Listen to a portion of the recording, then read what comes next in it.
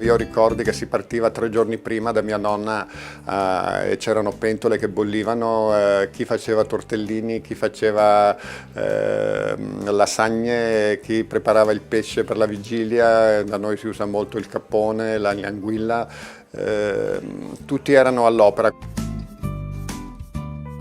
Nel mio piccolo ho cercato di rivisitare alcuni piatti, diciamo così, della nonna, della mia famiglia, portandoli un po' a quello che è la cucina trevigiana.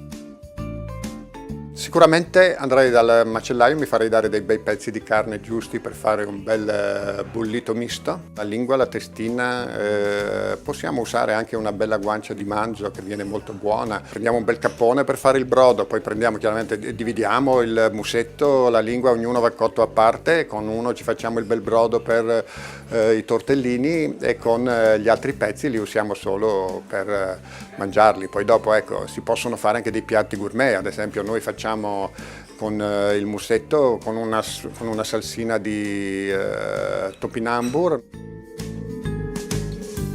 Io non distingo mai un piatto tradizionale o di cucina d'avanguardia, molecolare o quello che vogliamo dire. Secondo me un piatto o è buono o non è buono e questa è la cosa fondamentale. Quindi prendere un piatto della tradizione, farlo così com'è, fatto buono, è buonissimo. Rielaborato ed è buono, con un'idea nuova e qualcosa di nuovo, va bene. Se è banale è meglio lasciarlo così com'è.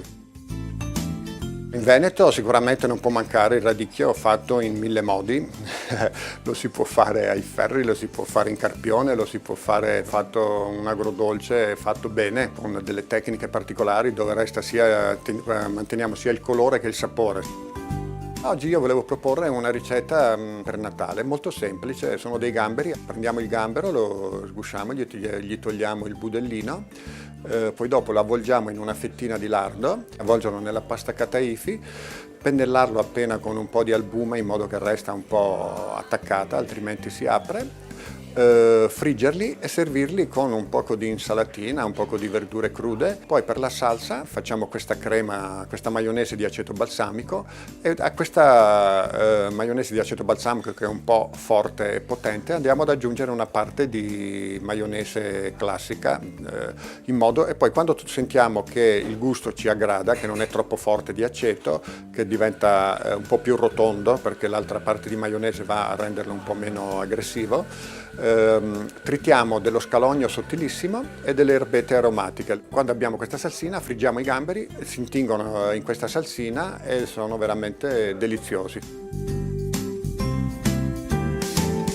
Ecco qua, ecco il piatto, semplice, anche veloce, e buon appetito e tanti auguri di buon Natale, godetevi le feste a tutti.